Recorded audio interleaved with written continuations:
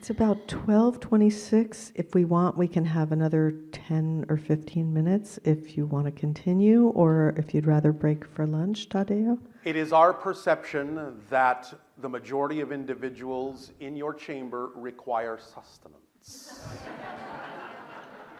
Thus then, you may take your lunch break. We will resume this transmission after your break.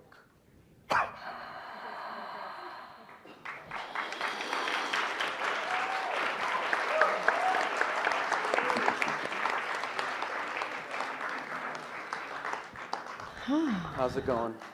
Very good. Thank you, Darryl. You're welcome.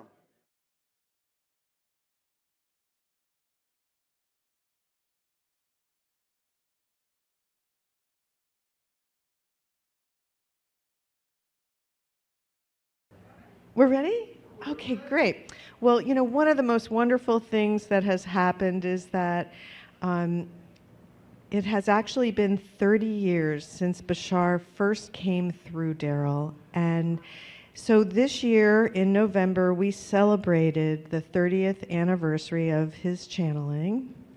And one of the things we have up here, which we'll put it on the table in the back, but if you have a message that you'd like to give to Darryl, just, you know, thanking him or whatever you want to say, this book is designed for people to write in their messages to him. So that'll be on the back wall or the back table over there. And other than that, we're going to actually show you a video that is the 30th anniversary tribute that was created by Emmy, and it's a little story about Bashar and Darryl. How are you all this evening of your time as you create time to exist? Simple. What you decide to decide is true for you, is what your reality will be, and it is that simple. Recognize, therefore, that many times all of the so-called suffering, all of the so-called struggling that you are doing in life is really nothing more than shadow boxing. You are, in this way, fainting with specters, with reflections in the mirror of your existence. But the idea, now that you are recognizing this in your New Age awareness, is that you have always been in control. As we have said many times, it is simply that you have forgotten that you are an aspect of the infinite, forgotten that you're always in control, forgotten that you are the individual creators of your own reality and the combined creators of your mass consciousness. But now, many individuals are beginning to awaken from the illusion of power and are beginning to be able to actually use the power of the illusion. Heard it, but it goes something like this. How many psychiatrists does it take to change a light bulb? And as some of you know, the answer is 1. But the light bulb has to want to change. Touch.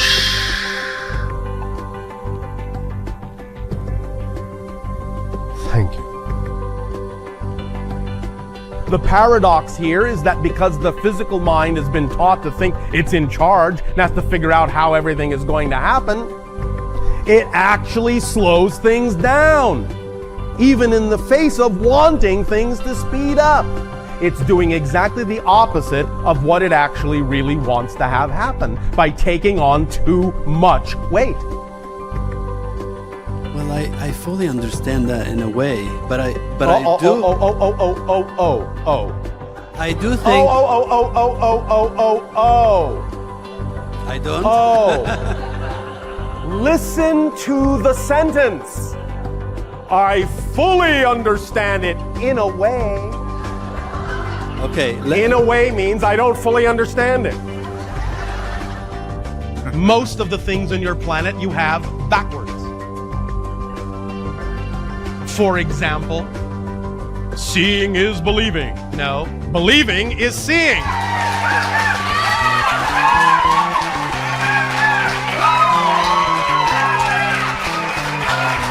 All right. All right. What a ruckus. You'd think it was the end of the world or something. I'm such a dreamer. What does that mean?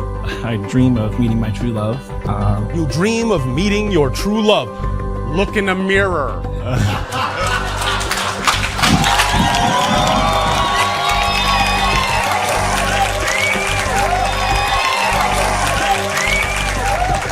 Our unconditional love to you all.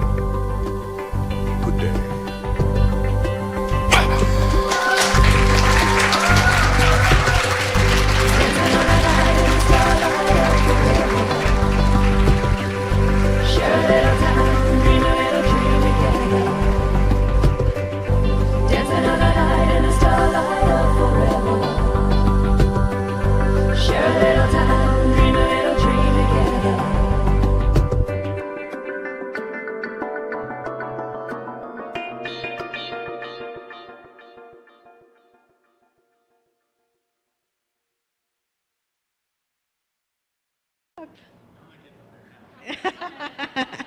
It was funny because we noticed, Darryl changed a little over the years.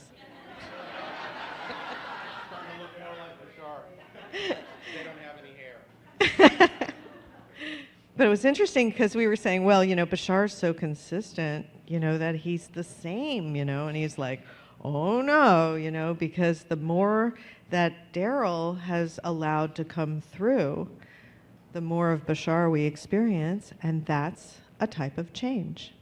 So Bashar has changed also. So we have some names for you to pick. All right, and once again, we thank you for taking us into another dimension. Thank you. And then another dimension, and then another dimension. Are you all having a good time today?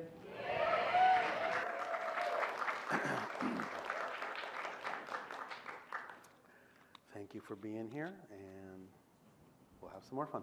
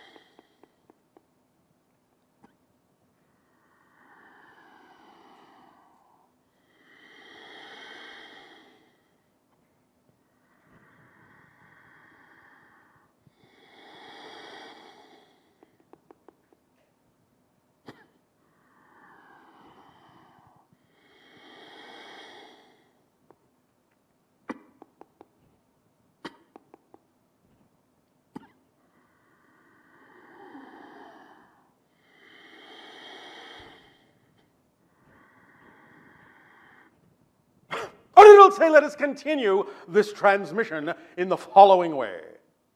Nania, Yes. give us another ring. Another ring? You mean like this? Yes.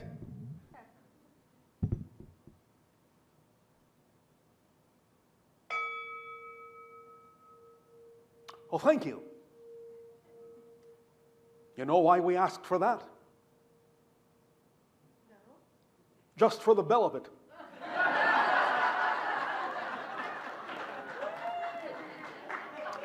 You may continue with your questions if you wish.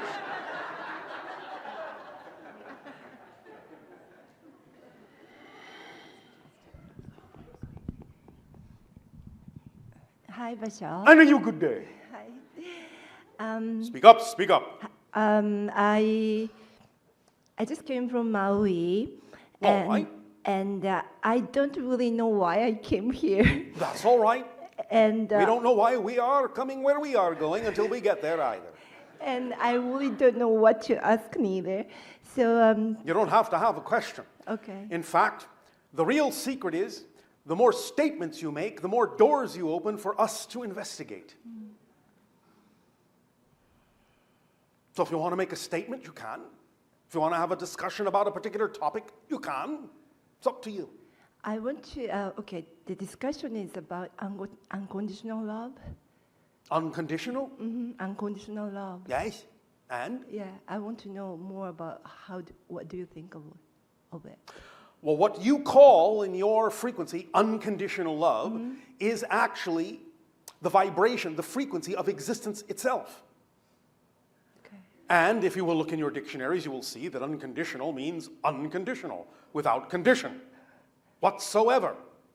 Therefore, the idea of understanding that the vibratory frequency of existence itself translates in your reality as unconditional love, unconditional support, unconditional allowance. Thus then, by aligning with that, by expressing that in your own lives, then you will be most highly aligned with the very nature of existence itself. And you will be expressing more fully that vibration in your life and experiencing that vibration in your life. But it begins with you. You must allow yourself to unconditionally love yourself. Thus then, when you unconditionally love yourself, it is easy to express the idea of unconditional love. If you find yourself having difficulty expressing the idea of unconditional love, then there is some aspect of yourself you are not loving unconditionally. Now, when we talk about the idea of unconditional love and unconditional allowance, it doesn't mean that you can't still recognize what you do and don't prefer.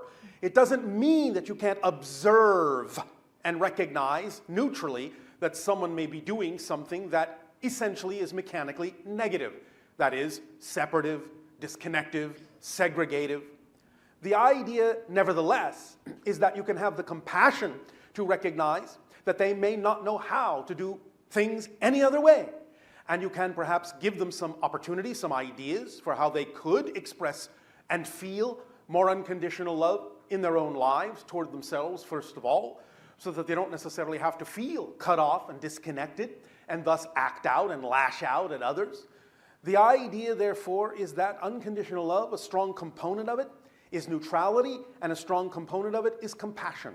Is this making some sense to you? Yes. Is this helping? Yes. Is there some other idea about this you wish to explore in more detail? Yeah, like you said that we are the mirror, and if you see somebody, even negative, this is actually like mirroring yourself. Well, it doesn't mean it's a one-to-one reflection. Just because you can observe somebody doing something negative doesn't mean you're negative in the same way. Okay. The idea is, however, that you must be observing it for a reason. Many times you will observe negative things if only to determine that that's not what you prefer. Many people on your planet, because of the way you've been brought up, the way you've been taught to look at life, sometimes they have to experience the idea or observe at least the idea of a negative thing, so they have a much clearer idea of what they don't prefer, which gives them an even clearer idea of what they do. So there are many ways to use this idea. You don't have to necessarily assume that anything is a one-to-one reflection. There is always going to be some relevance or some difference within the idea of why you are experiencing what you're experiencing as opposed to what the other people in that same situation are experiencing. You have to determine for yourself what's true about your involvement in that experience. And love yourself unconditionally enough to go exploring and find out what that is. And at the same time, thus serve the others by helping them also discover more about who they are and perhaps give them more of an opportunity to see through you, as an example of unconditional love, how they could also express unconditional love toward themselves and others in life as well. Does this help? Yes. Is that sufficient? Yes. Or something else? Actually, completely different question. Oh, all right. Somebody talking about the counterpart. Counterpart, I just want to know that I meet these people. You want to know if you have met your counterparts? You have, we perceive, perhaps, passed by a few of them. It doesn't appear in the vibration we are reading that you have actually interacted with any of them to any great degree at this point. So meaning I will meet them from now. I don't know. We cannot predict that. It depends on what the relevance of such a meeting would be to the theme you are exploring. We are only reading what we sense at this moment. Okay. It's not a prediction. Okay. Do you understand? Yes. Does this help you? Yes. All right, well, thank you. Okay. Thank you so much, Bashar. You are welcome so much.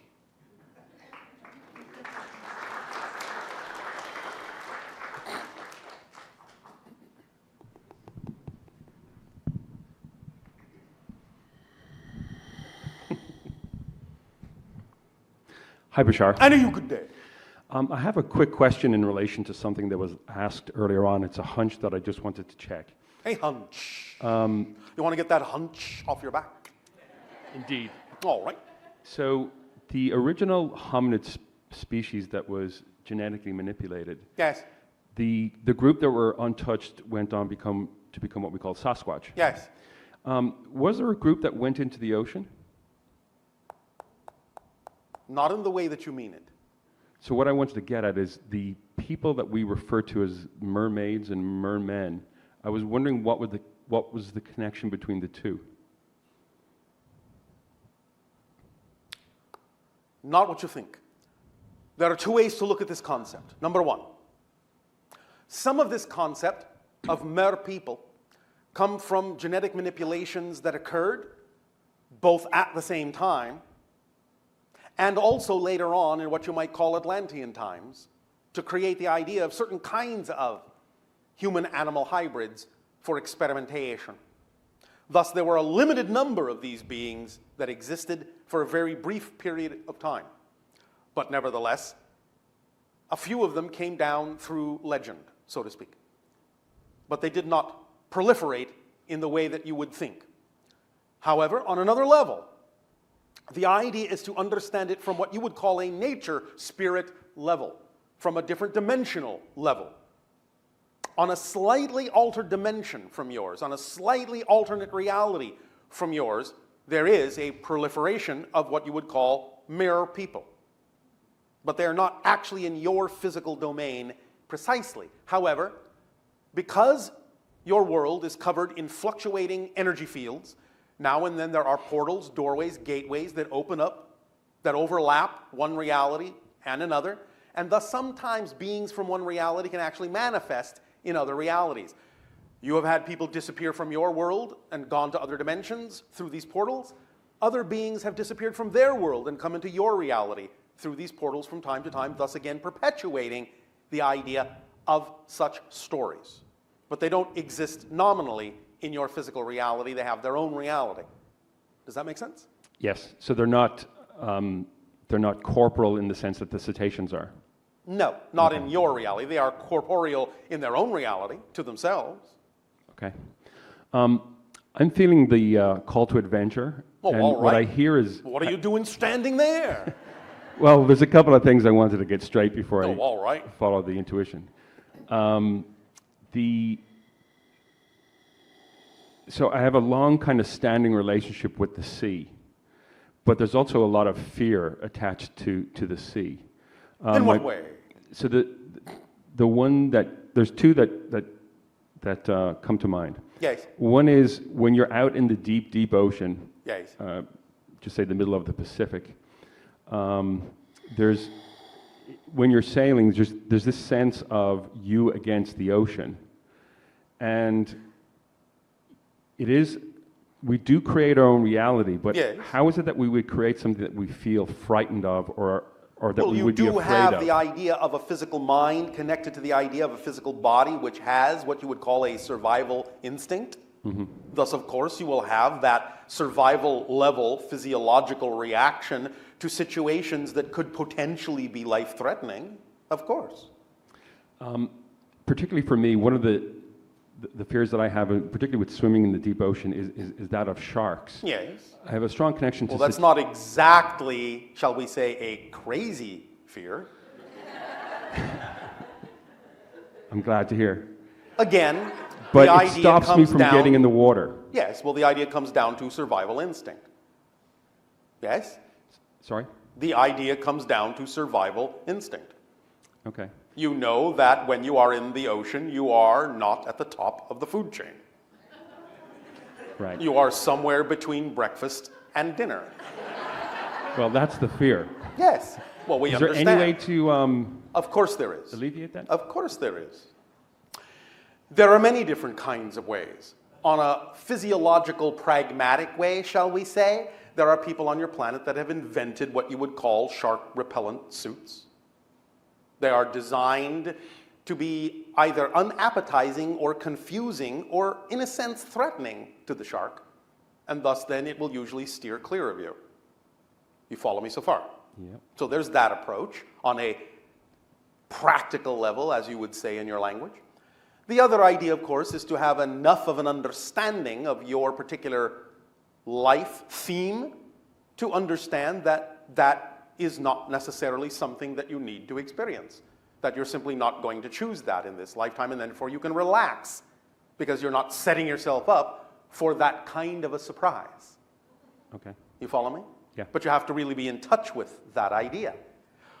One might sometimes observe that if you do go out into the ocean, and often there may be a proliferation of such animals, one might begin to suspect you might be setting yourself up for a departure. So you have to look honestly within yourself as to whether you're looking for that as an actual exit door, or whether you're just playing with an idea in the same way that many of you play by going to horror films, and you're just scaring yourself because it's thrilling to wake yourself up, perhaps to give yourself an appreciation of the life that you have by putting yourself in physiological danger. There are many reasons why people might find themselves in proximity to that particular circumstance. You have to simply explore for yourself what you believe is really going on within your psyche when you're dealing with that particular experience and that particular feeling. Can you engage in a parallel reality that kind of takes you out of the fear mode? Of course. If you know, number one, that there must, by definition, be such a version of yourself that has no experience of fear in that situation, yes? Okay. There must, by definition, be a version of you that doesn't have the fear, correct? Yes. Well, what is that version of you like? Can you envision that person? Can you begin to behave like that person in all the ways that you can? I think so, yeah.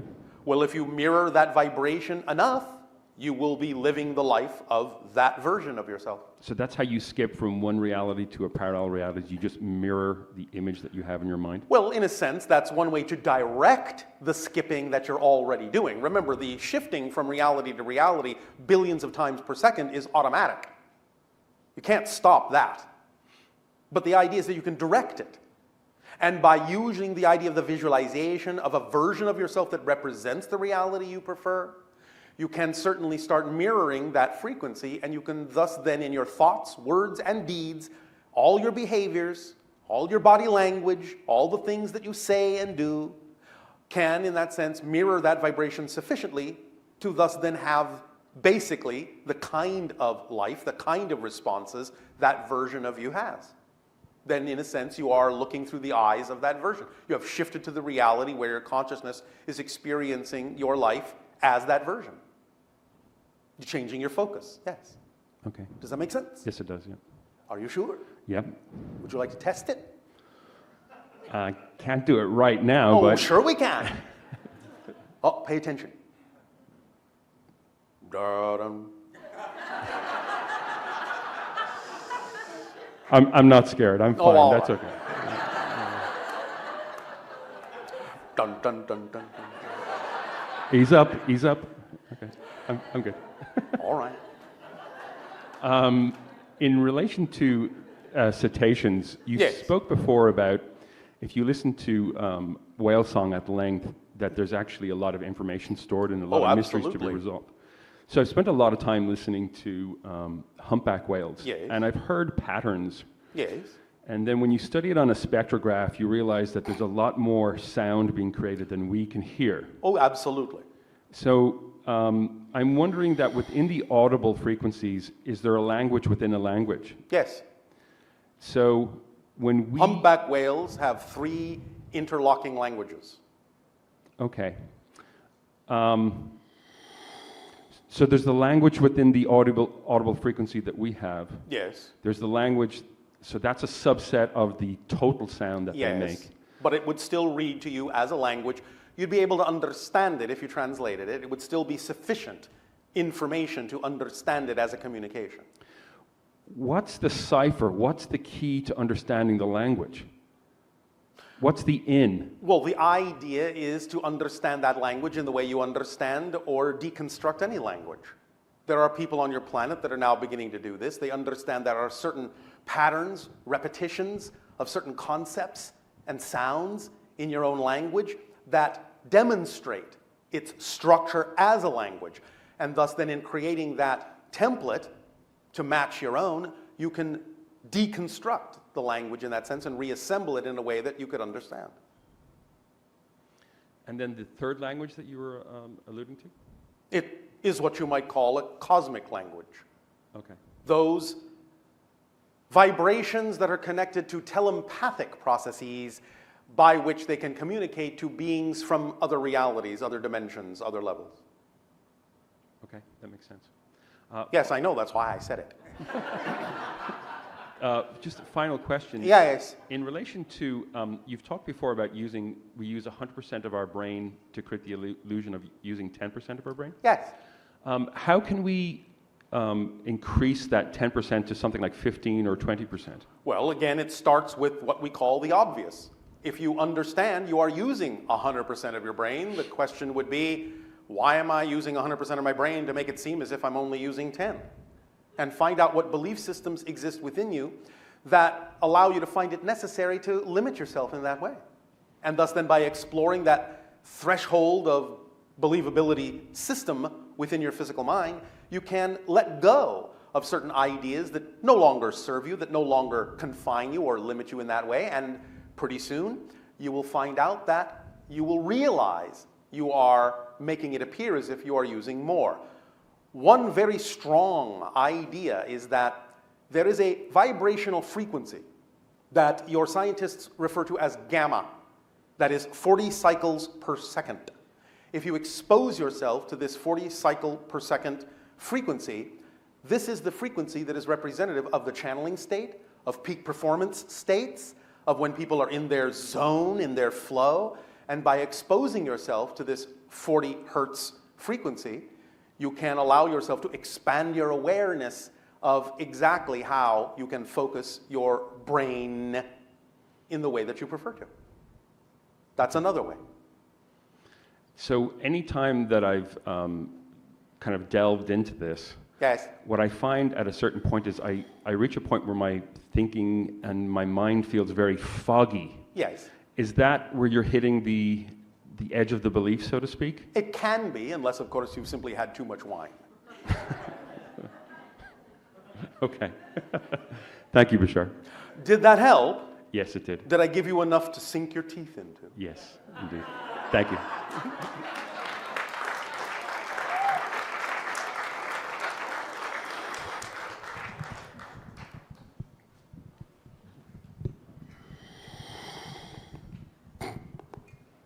Greetings, Bashar. And you good day. Thank you. I would like to ask you about breatharianism, Yes. the ability to just not have any need for physical sustenance. Well, and that to be is, free. in that sense, the way our society has evolved. We simply absorb energy directly. We do not eat anymore. It is something that is possible. It is something that is probable to a certain degree, but the probabilities are different for different people based on the themes they are exploring. It isn't necessary or relevant for a lot of people on your planet, but certainly if it falls under the auspices of your highest excitement, and it is truly the path of least resistance, it is certainly achievable. But for most people on your planet, it simply isn't necessary. You all enjoy food too much.